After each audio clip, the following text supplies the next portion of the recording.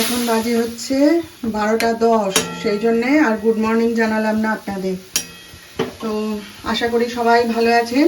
পূর্বাজ লাইফস্টাইলে আপনাদের সবাইকে স্বাগত জানাচ্ছি।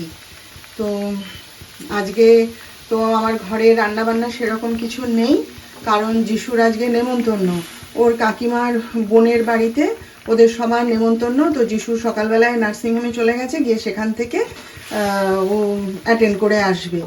আর আমার আর ডাক্তার সাহেবের রান্না শুধু, সেই জন্যে একটুখানি টুকটাক রান্না করে নিচ্ছি। এই যে আমার প্রিয় সবজিটা আমি নিজের জন্য বানিয়ে নিচ্ছি, এই দেখুন। আর এই যে এখানে ডাঁটা রেখেছি, এটা পরে দেব। আর ডাক্তার সাহেবের জন্য রান্না করা হয়ে গেছে। তো এইটা রান্না হয়ে গেলে একটু মাছের ঝোল করব, ব্যাস করলেই রান্না শেষ। অনেক দিন বাদে একটুখানি মুসুর ডাল বানিয়েছি, দেখুন। আজকে তো যিশু খাবে না, ওর জন্যই মুসুর ডালটা করা হয় না। ওর বাবাও নাকচ করে দিয়েছে, আমিও আনতে বারণ করে দিয়েছি। তো আজকে যখন ছেলে খাবে না, তখন ভাবলাম আমার জন্যে আর ডাক্তার সাহেবের জন্য একটুখানি অল্প করে মুসুর ডাল করি। অনেক দিন বাদে করলাম জানেন। আর এই যে ডাক্তার সাহেবের জন্য ওলকপির তরকারি। কালকে ওলকপিগুলো ভাজা করলাম, তো কেউ খায়নি জানেন, শুধু আমি কটা খেয়েছি, বাকিগুলো সব ফেলা গেল। যিশু তো দেখেই আমি খাবো না বলেই দিয়েছিল। আর ওলকপি আমার খাওয়া যাবে কি না জানি না, আমার যে ডায়েটিশিয়ান সে তো লেখেনি ওলকপি, তবুও আমি নষ্ট হবে বলে কাল 2-4টে খেয়েছিলাম। ওই জন্য আজকে ওর একার জন্য আলু দিয়ে বানিয়ে দিয়েছি। আমার ড্রেসিং টেবিলটা একটু গুছিয়েছি জানেন, এই দেখুন। একবারে যেন সে ঘেঁটে হয়ে গেছিল। আর ড্রেসিং টেবিল গুছানো না থাকলে না আমার ভীষণ বিরক্তি লাগে। একেই তো ধুলো পড়ে ফার্নিচারে রাত দিন, হ্যাঁ, দেখলে মনে হয় যেন কেউ কখনো হাত দেয়নি। তারপরে এমন অবস্থা হয়ে গেছিলো না, আসলে কি বলুন তো, মানে আমি একা তো ব্যবহার করি না, সবাই ব্যবহার করে। তো যিশুর ঘরে আলাদা ড্রেসিং টেবিল যিশুকে করে দেওয়া হয়েছে, তা সত্ত্বেও মাঝে মাঝে এইখানে এসে আমার ড্রেসিং টেবিলের উপরে হামলা করে। তারপরে 3 জনে মিলেই ব্যবহার করি, তো ওই জন্য নোংরা হয়ে যায়, ঘেঁটে যায়। আর জিনিস একবার গুছালেই তো আর হবে না, নোংরা তো হবেই। তো কালকে রাতে ওই ভালো লাগছিল না, ডাক্তার সাহেব তখনও ফেরেননি কাজ থেকে। তো কি করি, আর বসে বসে এটা গুছিয়ে নিয়েছি। এই ড্রেসিং টেবিলটা কিন্তু আমার বিয়ের নয় জানেন তো। আমার বিয়েতে আমার বাবা যে ড্রেসিং টেবিলটা দিয়েছিল, সেটা মানে সেই ফোল্ডেড আর কি, ফোল্ডেড ড্রেসিং টেবিল তখন খুব বেরিয়েছিল।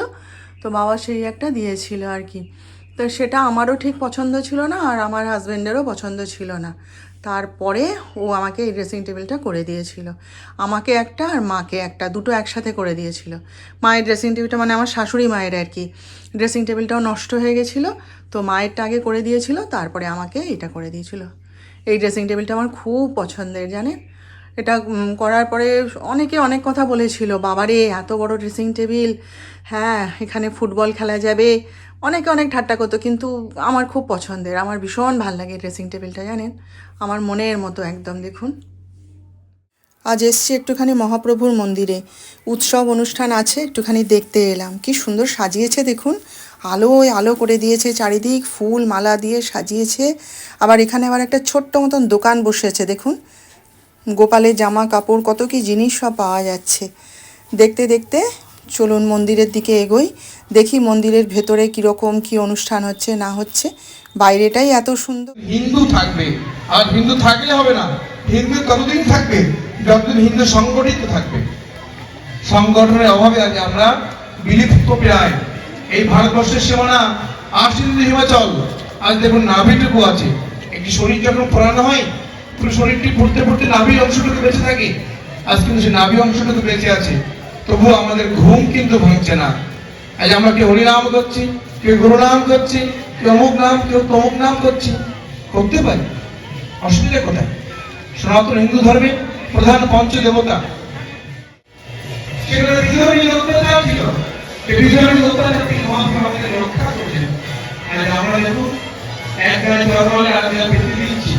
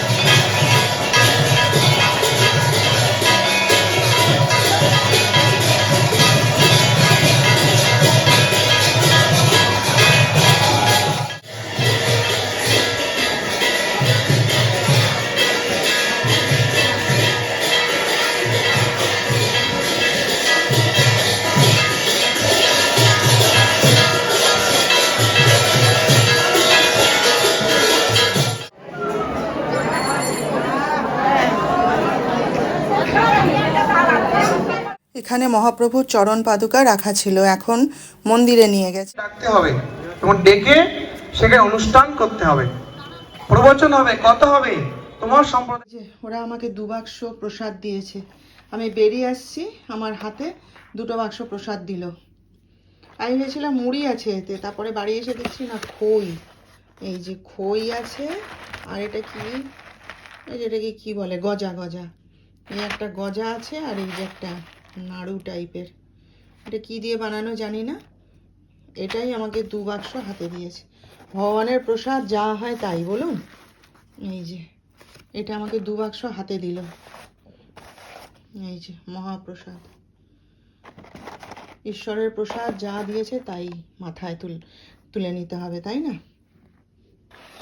এই যে পড়ে গেল সব এক্ষুনি, বাক্সটা খুলতে গিয়ে ব্যাগে করে, আমি তো ব্যাগ নিয়ে যাইনি, আমি তো এমনি দেখতে গেছিলাম, প্রণাম করতে গেছিলাম না, মানে এটা অতর্কিতভাবে আমার হাতে এলো আর কি, ভগবানের প্রসাদ। ওই জন্য আমি যে ব্যাগটা কাঁধে নিয়ে গেছিলাম তার মধ্যেই মানে ঠুসে কোনো রকমে নিয়ে আসতে হয়েছে, ওই জন্য না পড়ে গেছে অনেকখানি প্রসাদ, ব্যাগের মধ্যেই পড়েছে, কোথাও পড়েনি। এই যে ইভিনিং, তো বাজে এখন হচ্ছে 7টা 10। আমি একটুখানি ওই মহাপ্রভুর মন্দিরে গেছিলাম, ওখানে আজকে অনুষ্ঠান আছে, মহাপ্রভুর চরণ পাদুকা দর্শন করতে দেবে, আর হচ্ছে ওই গোপালজিউয়ের দর্শন করব একটুখানি, সেই জন্যে একটুখানি গেছিলাম আর কি।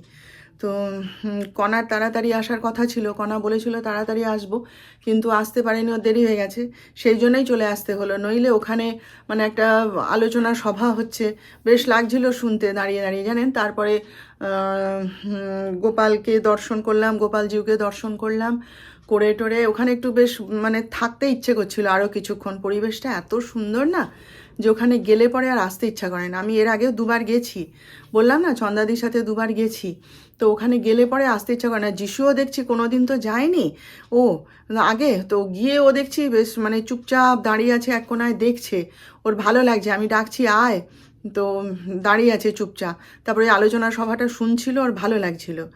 তো ওরা তো সারাদিন ঘরে ছিল না, সন্ধ্যাবেলায় আসার পরে আমি বললাম যে আমি যাচ্ছি এরকম, তুই কি যাবি আমার সাথে, চ। তো বলে চলো যাই। আমি চল, ঘরে বসে কি করবি, এখন তো আর তো নার্সিংহোমে যাওয়ার নেই, আর যদি ডাকেও তো তুই তো ওখান থেকে চলে যাস, আমি টোটো করে চলে আসবো, যাবি তো চল দুজনে ঘুরে আসি। বলতেও এক কথায় রাজি হয়ে গেল, জানেন। দিয়ে আমার সঙ্গে গেল, ওর খুব ভালো লেগেছে। তারপরে ওখানে চেনা পরিচিত সবার সঙ্গেই দেখা হলো, আমার খুব ভালো লাগে জায়গাটা, জানেন। গেলে পরে না আর আসতে ইচ্ছে করে না, কিন্তু সময় হাতে নিয়ে যেতে পারি না, তো ওই জন্য গিয়েই তাড়াতাড়ি চলে আসতে হয়। যতটুকু পেরেছি আপনাদের জন্য ভিডিও করে এনেছি। প্রচুর ভিড় ওখানে, হ্যাঁ। কিন্তু খুব শান্ত পরিবেশটা, আমার ওটাই ভালো লাগে। যাই হোক, ওরা আসার পথে আমাকে ওই চরণ পাদুকা দর্শন করতে গেছিলাম, তো ওরা আমাকে দিল, কি বলে, প্রসাদ দিয়েছে হাতে, জানেন তো।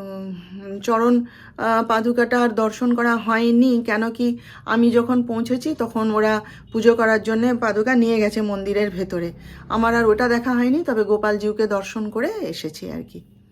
দাঁড়িয়ে থাকলে হয়তো দেখতাম বিরাট লম্বা লাইন পড়েছে, জানেন, ওই পাদুকা দর্শন করার জন্য লম্বা লাইন পড়েছে। আমি জিজ্ঞেস করলাম, তো বলছে মন্দিরে রয়েছে, পুজো হয়ে গেলে নিয়ে আসবে, আপনি দাঁড়ান না, দেখে যাবেন। তা সে আর সময় কোথায়, বাড়িতে না এলে এখন সংসার সামলাবে কে, তাই না? দাঁড়িয়ে থাকলে হতো, সময় থাকলে দাঁড়াতাম, ইচ্ছা করছিল খুব, জানেন। যাই হোক, চলুন, ভগবান দর্শন তো করে এসছি, এবারে একটু আমার সন্ধ্যা প্রদীপ জ্বালি, সেটা না জ্বেলেই পালিয়ে গেছিলাম, আগে দেখে আসি তারপর এসে কাজ করব।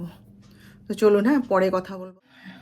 প্রসাদটা অনেকটাই দিয়েছিল, তো আমি আর যিশু একটুখানি মুখে করলাম, আর এক বাক্স প্রসাদ উপরে দোতলায় ওদেরকে দিয়ে এলাম। আমার দেওর, যা, শাশুড়ি, বাচ্চাগুলো, ওরা সবাইও একটু প্রসাদ পাক। ভগবানের প্রসাদ সবাইকে বিলোতে হয়, তাই না? তবেই তো তার ফল ফলে। আর অতটা প্রসাদ নিয়ে এসছি, কে খাবে বলুন, ফেলবো কেন, সবাই মিলে খা। তো মাকে ফোন করেছিলাম যে তুমি একটু সিঁড়ির মাথায় এসে দাঁড়াও, দিয়ে দিচ্ছি। তারপরে মায়ের এখন উঠে আসতে আসতে অনেকক্ষণ, তাহলে আমার দেওর ওই দরজার মুখে ওইখানটায় বসেছিল, ও এসে নিয়ে গেল। আর আমি আর যিশুতে একটু একটু মুখে করেছি। ওই আমি একটুখানি খই খেয়েছি, কারণ মিষ্টিগুলো তো আমি খেতে পারবো না, যিশুও একটুখানি মুখে করেছে। আর কণাকে বললাম তুইও এক বাক্স নিয়ে যা, কেন কি কণাও প্রসাদ পায়নি। হ্যাঁ, তো খুব খুশি হয়েই নিল। নিয়ে যা, খাবি, তোর বাচ্চাকে দিবি, নিয়ে যা। সবাইকে বিলিয়ে তবেই তো আনন্দ প্রসাদের, বলুন। একা আমি নিয়ে এসছি বলে আমি গুঁজে রেখে দেবো আর কাউকে দেবো না, তাই কি হয়? আমি তো পারি না ওটা, সেই জন্যে দিলাম। তো এবার একটুখানি চা খাবো, কণা এতক্ষণ ছিল বলে আমি চা খেতে পারিনি আর কি। যিশুও চা খাবে, আমরা একটুখানি চাল ভাজা খেয়েছি এসে পরে। তো আজকে তো রবিবার, আজকে তো আমি ভিডিও করি না, আপনারা তো জানেন একটা দিন আমি ছুটি রাখি। তো যাই হোক, আজকে যেহেতু ওই মহাপ্রভুর মন্দিরে যাব, সেই জন্যেই ভিডিওটা একটু করলাম ছোট্ট করে। মূর্তিগুলো এত সুন্দর না গো, ঠাকুর এত সুন্দর। জগন্নাথ দেবের মূর্তিটা তো মানে দেখবার মতন, বলতে নেই ঠাকুরের নামে, তবুও বলছি আপনাদের কাছে, অপূর্ব অপূর্ব। মাঝখানে হচ্ছে মহাপ্রভু আর এপাশে হচ্ছে কৃষ্ণ। এত সুন্দর না, দেখলে পরে প্রাণ জুড়িয়ে যায়, এত সুন্দর। আর আমি এত কাছ থেকে তো দেখতে পাইনি, যখনই গেছি মন্দিরে দূর থেকে দেখেছি, ভিড় থাকে প্রচুর। আজকে একটু আস্তে আস্তে আস্তে আস্তে যখন শান্তি জল ছেটাচ্ছে, একটুখানি ভেতরে ঢুকে গেছিলাম, গিয়ে একদম সামনে থেকে আজকে দর্শন করেছি, খুব ভালো লাগলো। যাই হোক, তাহলে আর কি, আজকের মতন এখানেই রেখে দিচ্ছি। আর আপনারা ভালো থাকবেন, আমাদের আবার দেখা হবে নতুন ব্লগে নতুন বিষয় নিয়ে। ততক্ষণ সবাই আপনারা ভালো থাকবেন। আর আজকের এই ছোট্ট ব্লগটা যদি আপনাদের ভালো লেগে থাকে, তাহলে একটা লাইক, শেয়ার ও সাবস্ক্রাইব প্লিজ করে দেবেন।